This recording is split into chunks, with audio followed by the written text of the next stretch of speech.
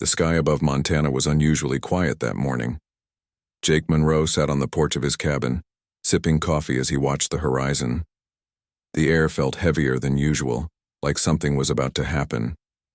His dog Max lay at his feet, ears perked up as if sensing the same unease. Jake wasn't a man who worried much.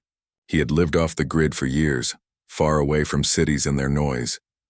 But today even he couldn't ignore the strange stillness. It started with a low hum, faint at first, but growing louder by the second. Jake stood up, setting his mug down, on the wooden railing. Max growled, his eyes fixed on the sky. Then it appeared, a massive silver ship gliding silently overhead. It wasn't alone. Within moments, more ships followed, blotting out the sun. They were sleek and alien, unlike anything Jake had ever seen. His heart pounded in his chest.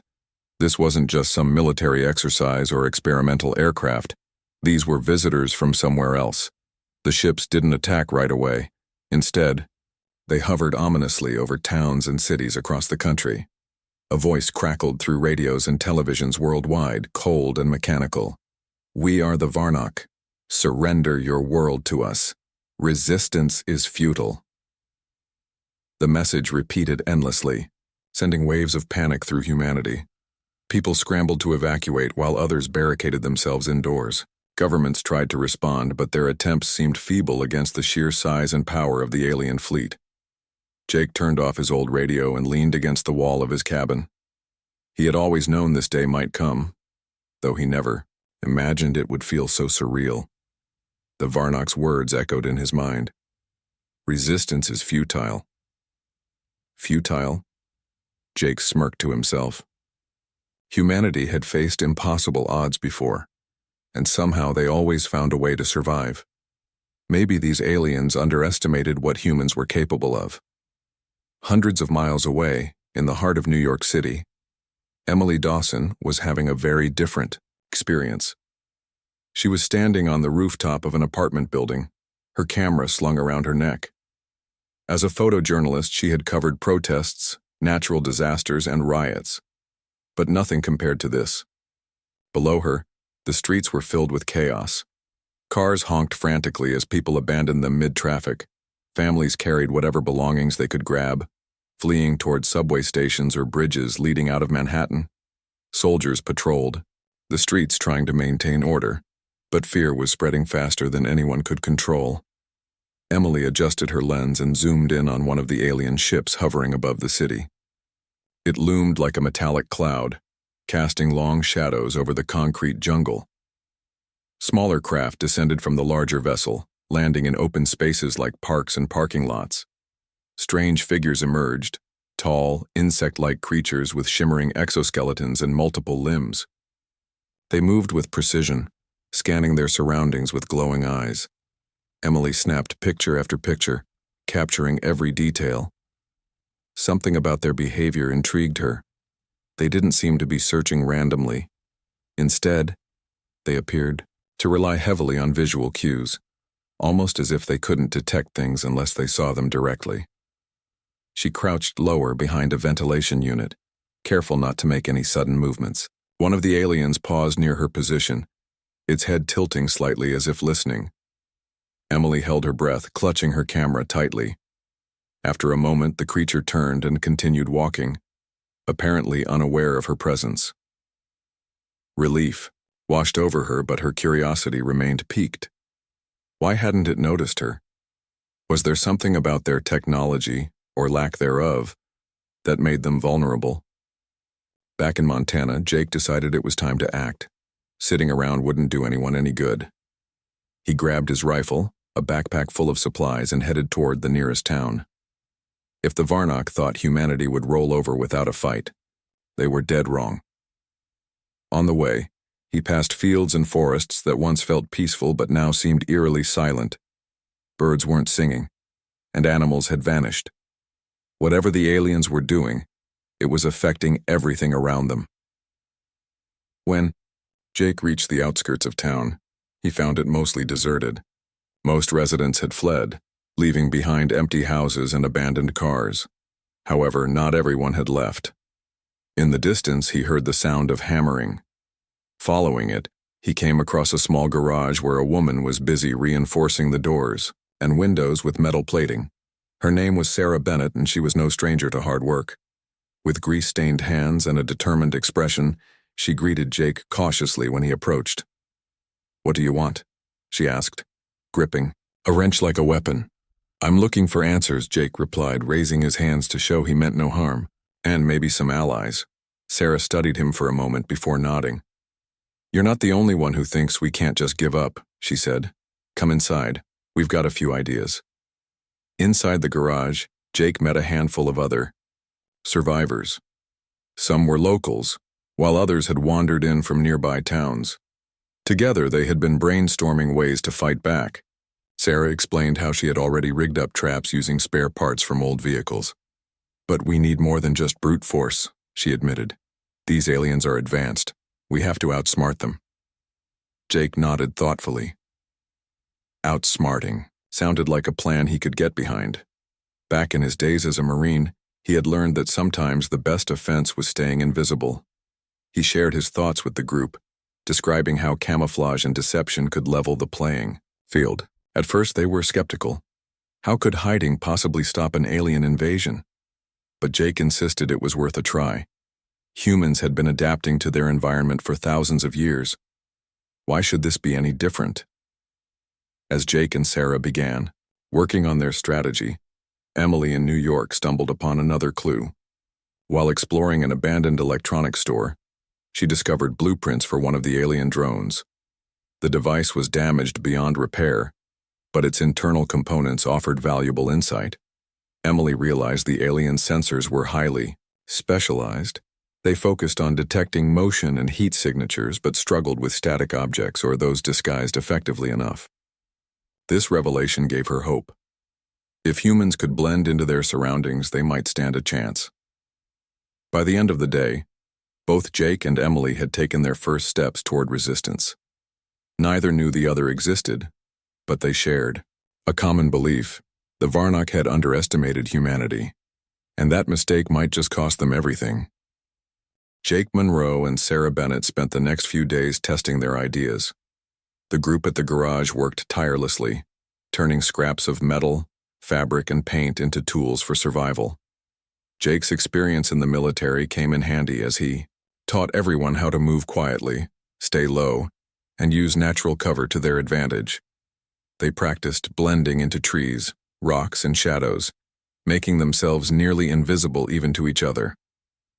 Sarah took charge of building decoys. Using old mannequins and spare parts, she created crude but effective replicas of human figures. These decoys were designed to draw the aliens' attention away from real people. She also rigged up small explosives to make the decoys self-destruct when triggered, adding an extra layer of confusion for the enemy. While it wasn't high-tech, it was clever, and that might be all they needed. One evening, Jake led a small team to test their tactics against a group of Varnock soldiers patrolling near the edge of town. The aliens moved methodically, scanning every inch of ground with their glowing eyes. At first glance, they seemed unstoppable, but Jake knew better. He signaled for his team to spread out, staying hidden behind trees and bushes. When the Varnock passed by, Jake gave the signal. One by one, the decoys were activated, standing upright and swaying slightly in the breeze. The aliens immediately turned toward them, firing energy blasts that reduced the decoys to ash. While the Varnock focused on the distractions, Jake's team slipped behind them. Armed with makeshift weapons, pipes, knives, and modified hunting rifles, they attacked quickly and silently. The ambush lasted less than 5 minutes, but it was enough to disable several alien weapons and send the remaining soldiers retreating. It wasn't a major victory, but it proved something important. The Varnock weren't invincible. Meanwhile, in New York City, Emily Dawson teamed up with Alex Carter, a former soldier she had met while scavenging supplies. Alex was tall and broad-shouldered, with a no-nonsense attitude that matched his skills. Though he didn't trust easily, he recognized Emily's determination and agreed to work with her.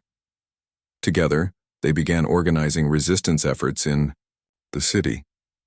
Their first task was to gather information about the Varnock. During one reconnaissance mission, Emily noticed patterns in the aliens' patrol routes. They always followed the same paths, rarely deviating unless provoked. This predictability gave Emily an idea. She suggested painting murals on buildings that mimicked alien symbols, hoping to trick the Varnock into thinking those areas were under their control. Alex thought it was risky, but worth a try. Over the next few days, they recruited a small group of volunteers to help with the project. Using spray paint and stencils, they covered entire walls with glowing designs that resembled Varnock markings. To their surprise, it worked. The aliens avoided those sections of the city entirely, freeing up space for humans to move more freely. Encouraged by their success, Emily and Alex started experimenting with other tactics. One afternoon, while exploring an abandoned warehouse, they stumbled upon a crashed alien drone. Its metallic body was dented and scorched, but some parts still functioned. Alex examined it closely, trying to understand how it worked. He discovered that the drone relied heavily on visual sensors, much like the larger ships overhead. This confirmed what Emily had suspected earlier. The Varnock couldn't detect things they couldn't see. "We can use this," Emily said, her voice filled with excitement. "If we blind them, we can take them down." Alex nodded. "But how?" Emily pointed to a pile of broken mirrors scattered around the warehouse.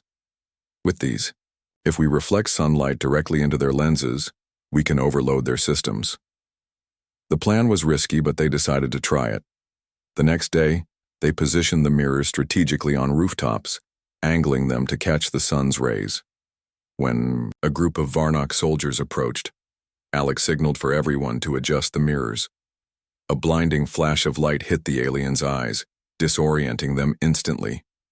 Emily and her team seized the opportunity, launching a surprise attack that drove the soldiers back. Word of their success spread quickly through the city. Other survivors began adopting similar strategies, using camouflage, deception, and ingenuity to fight back. For the first time since the invasion began, there was a glimmer of hope. People realized that humanity's greatest strength wasn't its technology, it was its ability to adapt. Back in Montana, Jake and Sarah's group achieved another breakthrough. After studying the terrain, they identified a dense forest nearby as the perfect location for an ambush. The trees provided excellent cover, and the thick underbrush made it difficult for the Varnock to navigate. Jake instructed his team to disguise themselves using mud, leaves, and painted tarps. Some members even wore costumes made from animal hides, blending seamlessly into the environment. When the Varnock entered the forest, they found themselves surrounded by movement, but nothing they could clearly identify. Every tree seemed to shift, every shadow appeared alive. Confused and disoriented, they fired wildly, wasting energy and ammunition. Meanwhile, Jake's team picked them off one by one, striking swiftly and vanishing before the aliens could retaliate. Despite their victories, tensions began to rise within both groups. In Montana, Jake struggled to keep everyone focused. Some members grew impatient, wanting to launch larger attacks without proper preparation. Others doubted whether their efforts would make any difference against such a powerful enemy. Sarah tried to mediate, reminding everyone that unity was their greatest asset. Still, the strain was palpable. In New York, Emily clashed with Alex over leadership decisions. She believed in taking bold risks, while he preferred cautious, calculated moves. Their arguments often escalated, leaving the rest of the team unsure whom to follow.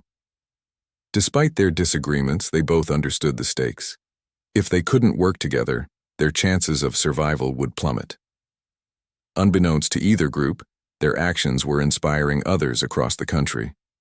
News of successful ambushes and clever tactics spread through underground networks, giving rise to a global resistance movement. Humanity was learning to fight back, not with brute force, but with creativity and resilience. The Varnock may have been technologically superior, but they had underestimated one critical factor: the human spirit. As the days passed, Jake and Emily continued pushing forward, driven by a shared belief that surrender was not an option. Neither knew the other existed, but their paths were slowly converging.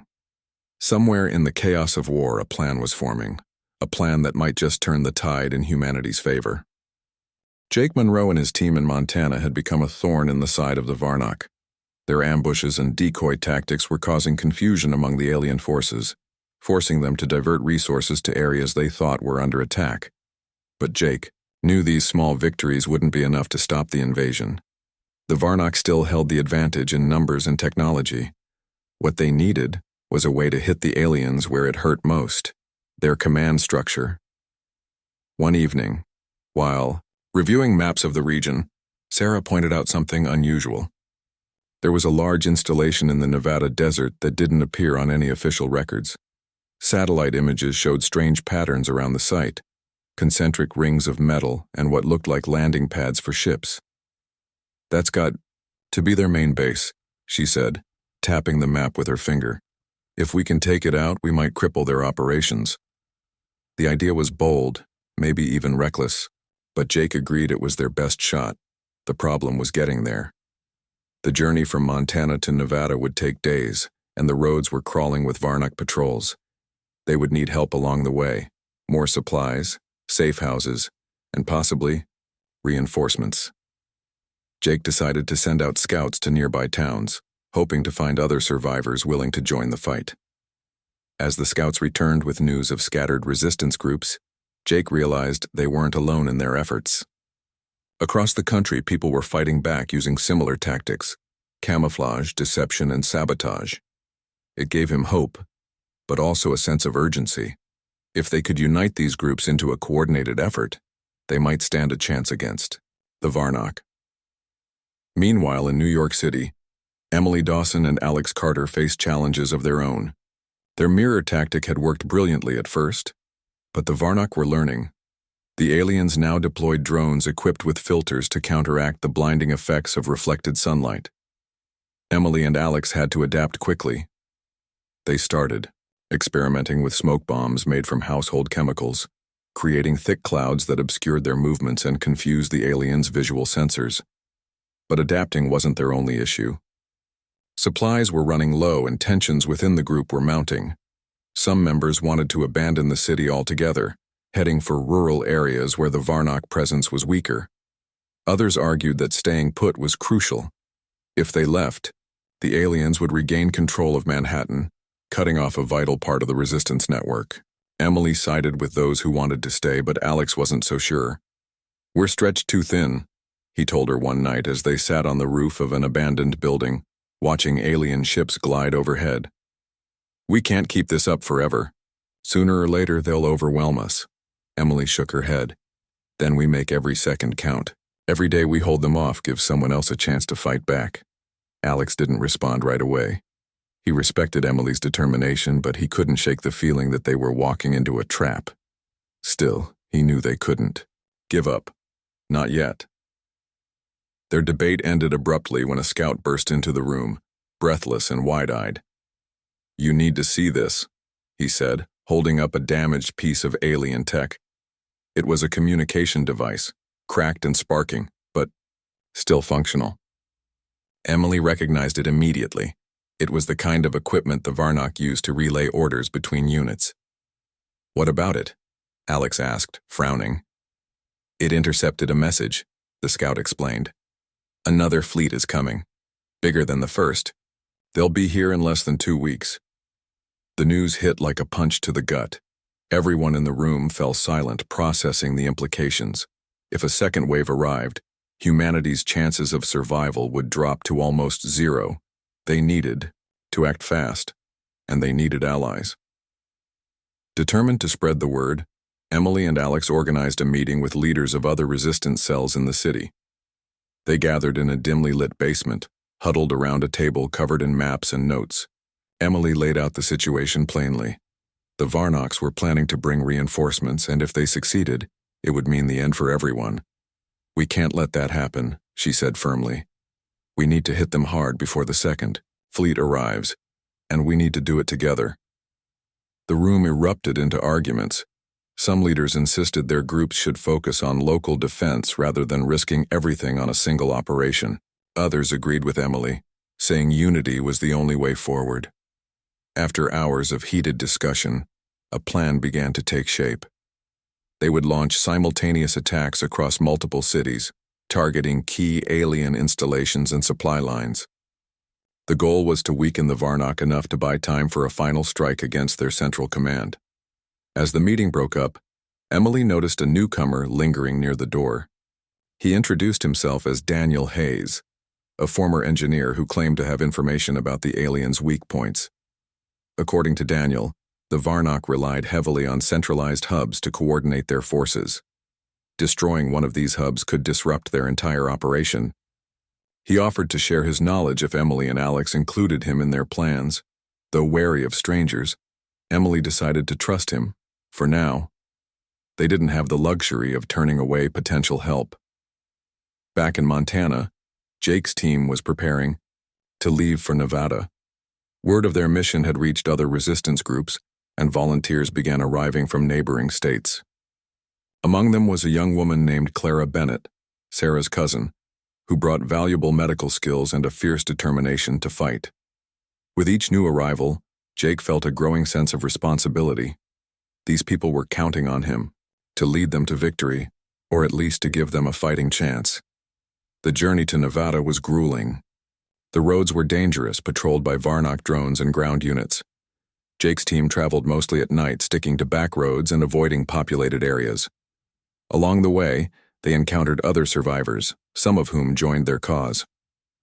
By the time they reached the outskirts of the desert, their numbers had swelled to nearly 50. From a ridge overlooking the alien base, Jake studied the layout through binoculars. The facility was massive, surrounded by high walls and guarded by automated turrets. Getting inside wouldn't be easy, but Jake had a plan. Using decoys and camouflage, they would create diversions at multiple entry points, drawing the guards away from the main gate. Once inside, they would split into smaller teams to sabotage critical systems. As Jake briefed the group, he couldn't help but feel a pang of doubt. This was their last chance. If they failed, the Varnock would crush humanity once and for all. But looking around at the faces of his comrades, he saw resolve in their eyes. They were scared, yes, but they were ready. Unbeknownst to Jake, fate was about to intervene. While scouting ahead, one of the teams stumbled upon another group of survivors heading toward the same destination. To everyone's surprise, the leader of this group was none other than Emily Dawson. She and Alex had come to the same conclusion as Jake. The alien base in Nevada was the key to turning the tide. When Jake and Emily finally met face to face, there was a moment of stunned silence. Neither had expected to find allies hundreds of miles away, let alone ones working on the same strategy. But there was no time for lengthy introductions. The combined teams quickly merged their plans, pooling resources and expertise. Together, they stood a better chance than either group could have managed alone. As they prepared for the final assault, personal bonds began to form. Jake and Emily found common ground in their shared determination to protect humanity. Sarah and Alex bonded over their military backgrounds, trading stories and strategies late into the night. Even Clara and Daniel struck up a friendship, united by their desire to make a difference. The stage was set. Humanity's fate rested on the shoulders of these ordinary men and women, armed with nothing but courage, ingenuity, and the will to survive. The battle ahead would test them in ways they couldn't imagine, but they were ready to fight. The night before the attack on the alien base in Nevada, the combined team gathered around a campfire. The air was cool, and the desert stretched endlessly in every direction, silent except for the crackling flames and the occasional rustle of wind through the brush. Jake Monroe stood at the edge of the firelight, his face illuminated by the flickering glow.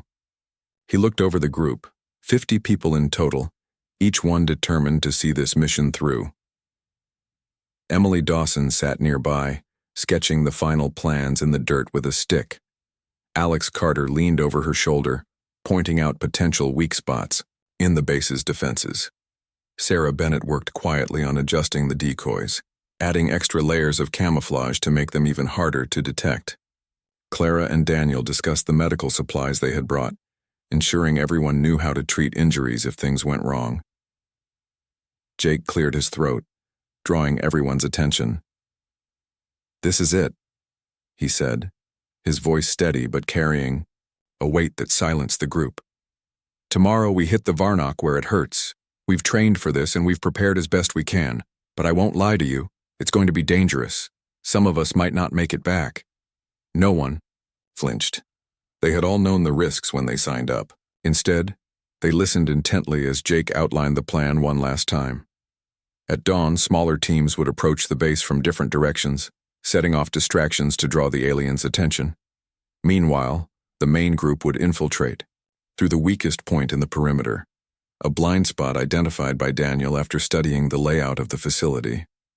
Once inside, they would split into pairs, targeting critical systems like power generators, communication hubs, and weapon storage. Emily and Alex would lead the charge to plant explosives deep within the core of the base, while Jake stayed behind to ensure the rest of the team could escape safely. If everything went according to plan, the explosion would cripple the Varnock's ability to coordinate their forces. As the meeting ended, people drifted off to get what little sleep they could. Jake stayed by the fire, staring into the flames. Max lay at his feet, his ears twitching at every distant sound. Jake's mind raced with thoughts of what lay ahead. He thought about his life before the invasion, the quiet solitude of his cabin, the simplicity of living off the land. That life felt like a distant memory now. Whatever happened tomorrow, there was no going back. At first light, the group moved into position. The sky was pale gray, the sun just beginning to rise over the horizon. Jake gave the signal, and the decoy team sprang into action. Using painted tarps and holographic projectors salvaged from old tech, they created illusions of moving figures and vehicles near the outer edges of the base. The Varnock guards immediately responded, sending patrols to investigate the disturbances. Inside the base, alarms blared as the aliens scrambled to deal with the apparent threats. This was exactly what Jake and Emily had hoped for. With the guards distracted, the main group slipped through the blind spot, their movements slow and deliberate. Each person wore camouflage gear designed to blend seamlessly with the desert environment. Even their weapons were wrapped in cloth to muffle any noise. Reaching the inner compound proved more difficult than expected. Automated turrets scanned the area, constantly forcing the team to crawl on their stomachs through patches of sand and rock. One man, Kevin, accidentally knocked over a loose stone, triggering a burst of gunfire from a nearby turret. He froze, heart pounding, but the others quickly pulled him to safety behind a low wall. "Stay sharp," Jake whispered, his voice barely audible. "We're almost there." Finally, they reached the entrance to the underground facility. Daniel used his knowledge of alien tech to disable the locking mechanism, opening the heavy metal door with a soft hiss. Inside, the air was cool and carried the faint hum of machinery. The corridors were dimly lit, lined with pipes and wires that pulsed, faintly with energy. Emily and Alex led the way, following the map Daniel had drawn based on intercepted transmissions. They encountered several groups of Varnock soldiers along the way, but the aliens seemed disoriented by the chaos above ground. The humans moved quickly, avoiding direct confrontation whenever possible. When they couldn't avoid a fight, they relied on stealth and surprise to take down their enemies without raising the alarm. Meanwhile, other teams worked to sabotage key areas of the base. Sarah and Clara planted charges near the power generators, setting timers to detonate simultaneously with the main explosion. Another pair targeted the communication hub, cutting off the flow of information between the base and the ships in orbit. Every step of the way, the team communicated using hand signals and short-range radios, careful not to give away their positions. As Emily and Alex neared the core of the facility, they found themselves facing an unexpected challenge. A massive chamber filled with glowing crystals embedded in the walls. The crystals pulsed rhythmically, emitting waves of light that made it impossible to see clearly. Emily realized these must be part of the terraforming process the Varnock intended to use on Earth. Destroying them would buy humanity valuable time. "This is it," Alex said, pulling out the explosives. "Let's finish this." But just as they began setting the charges, a group of Varnock soldiers entered the room. There was no time to hide. Emily grabbed a pipe from the floor and swung it like a bat, striking the nearest alien across its exoskeleton. Alex fired his rifle, taking down another soldier before diving for cover. The firefight was intense, but the humans held their ground, fighting with everything they had. During the chaos, Jake arrived with reinforcements, having left his post to ensure Emily and Alex succeeded. Together, they managed to drive the Varnock back long enough to finish planting the explosives. As the timers ticked down, Jake ordered everyone to retreat. "Go! Now!" he shouted, pushing Emily toward the exit. She hesitated, looking back at him. "Jake, come with us." "I'll hold them off," he replied firmly. "Get out of here." Before she could argue, he turned and ran deeper into the chamber, firing his weapon to draw the alien's attention. Emily wanted to stay, to fight alongside him, but she knew he was right. If anyone was going to make it out alive, it had to be her and the others. The team sprinted through the corridors, dodging falling debris as explosions rocked the base. By the time they reached the surface, the entire facility was collapsing behind them. Emily paused at the top of the ridge, watching the smoke rise into the sky. Her heart ached for Jake, but she forced herself to keep moving. There was still work to do. When the dust settled, the Varnock fleet in orbit received the devastating news. Their command center had been destroyed. Without coordination, their forces on the ground became chaotic and ineffective. Humanity seized the opportunity, launching coordinated attacks across the globe. The invaders fought back fiercely, but they were no longer the unstoppable force they had once been. Days later, the second alien fleet arrived, only to find Earth defended by a united human race employing the same tactics that had proven so effective. Overwhelmed, the Varnock retreated, vowing never to underestimate humanity again. In the aftermath, Emily reflected on the cost of victory. Lives had been lost, including those of brave men and women who had given everything for the cause. But humanity had survived, and in doing so, had proven its resilience. As she looked out over a scarred yet hopeful world, she knew the lessons learned would guide them forward. The explosion at the alien base in Nevada echoed for miles, a deafening roar that shook the desert floor and sent plumes of smoke rising high into the sky. From their position on a ridge overlooking the facility, Emily Dawson and the surviving members of the team watched as the structure collapsed in on itself. Flames licked at the wreckage and shards of metal rained down like molten rain. It was a sight both horrifying and triumphant, a testament to what humanity could achieve when pushed to its limits, but triumph came at a cost. Jake Monroe had stayed behind to ensure the mission's success, sacrificing himself to buy the others time to escape. Emily clenched her fists tightly, her nails digging into her palms as she tried to process the loss. She wanted to cry, to scream, to do anything to release the storm of emotions swirling inside her. Instead, she stood frozen, staring at the ruins below. Alex placed a hand on her shoulder, his touch light but firm. "We need to move," he said quietly. "The Varnock will regroup soon." Emily nodded, swallowing hard. He was right. There was no time to grieve, not yet. They still had work to do. With heavy hearts, the group turned away from the burning base and began their journey back toward safety. Each step felt heavier than the last, not just because of exhaustion, but because of the weight of what they had lost. News of the bases. Destruction spread quickly through resistance networks. Across the globe, humans took inspiration from the bold strike, launching attacks of their own against weakened Varnock forces. In Europe, guerrilla fighters ambushed supply convoys using tactics similar to those developed by Jake's team. In Asia, entire cities rose up in defiance, flooding the streets with decoys and distractions to overwhelm the aliens' visual sensors. Even in remote areas where the Varnock presence was sparse, people banded together to reclaim their land. Back in New York City, survivors who had once been scattered and disorganized now worked as a cohesive unit. Under Emily's leadership, they fortified key locations and set traps throughout the urban landscape.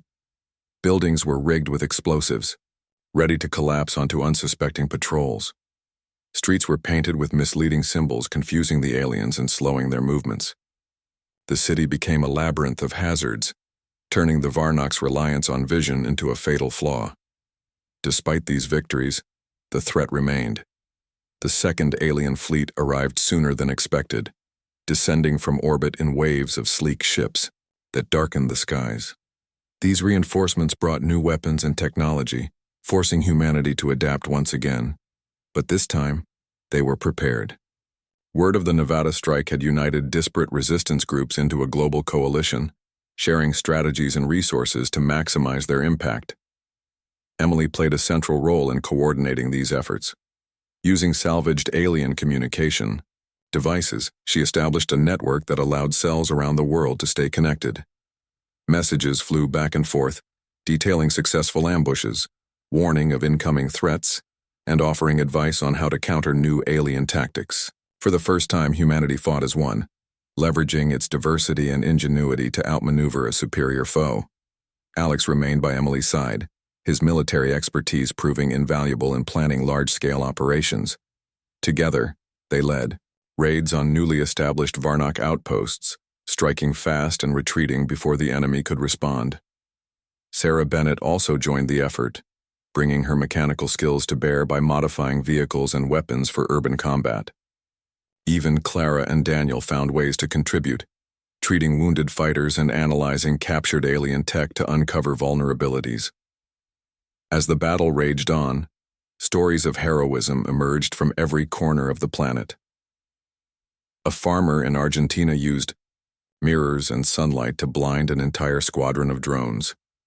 A teenager in Japan hacked into an alien ship's systems, disabling its engines mid-flight. A family in South Africa lured a patrol into a canyon, trapping them with falling rocks and debris. These acts of bravery, small and large, inspired others to keep fighting, even when hope seemed distant. But the war wasn't won easily. Casualties, mounted on both sides, and the cost of resistance weighed heavily on everyone involved.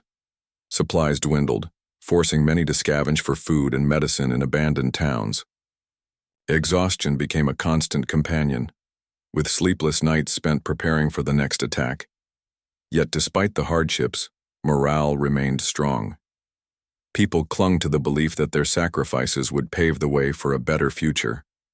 One night, as Emily sat alone on the rooftop of a crumbling skyscraper, she thought about Jake. His sacrifice had ignited something within her, a determination to see this fight through to the end. She imagined him standing beside her, his weathered face creased with a familiar smirk telling her to keep going. She smiled faintly at the thought, then wiped away a tear before it could fall. Below her, the city buzzed with activity. Resistance fighters moved through the shadows, setting up defenses and preparing for another day of battle. The air smelled of smoke and sweat. But there was something else too, a sense of purpose, of unity. Humanity had faced extinction and refused to bow. That spirit was unbreakable. The final showdown came weeks later, when the Varnok launched a massive assault on a major human stronghold in Australia. Thousands of soldiers converged on the site, determined to crush the rebellion once and for all. But the defenders were ready. Using everything they had learned over months of conflict, they unleashed a barrage of traps, decoys, and coordinated strikes that left the aliens reeling. At the heart of the battle, Emily led a daring charge into the enemy lines armed with nothing but courage and a stolen alien weapon. Her actions inspired those around her, turning the tide of the fight. By the time reinforcements arrived, the Varnok were in full retreat, their confidence shattered. When the dust settled, the invaders made a decision. Earth was more trouble than it was worth. Their ships began ascending into the atmosphere, disappearing, one by one until the skies were clear. Humanity had won, but it was a victory tempered by loss. Cities lay in ruins, millions were displaced, and countless lives had been lost. Still, there was hope. In the days that followed, Emily traveled to Montana, seeking out Jake's cabin. She needed to see it for herself, to feel some connection to the man who had given so much. When she arrived, she found Max waiting on the porch, his tail wagging slowly as he recognized her scent. She knelt down to pet him, tears streaming freely down her face. Inside the cabin, she discovered a journal Jake had kept during his years of solitude. Its pages were filled with thoughts about life, survival, and the resilience of the human spirit. On the last page, written shortly before he joined the resistance, was a single sentence. "Even the smallest spark can light the darkest night. Emily." Closed the journal and stepped back outside, taking a deep breath of fresh mountain air. The scars of war would take generations to heal, but humanity had proven its strength. As she looked out over the vast wilderness, she knew Jake's legacy would live on, not just in the stories told by survivors, but in the lessons learned and the bonds forged in the crucible of conflict. The road ahead would be long, but Emily was ready. So was the rest of humanity. Together they would rebuild, and they would never forget.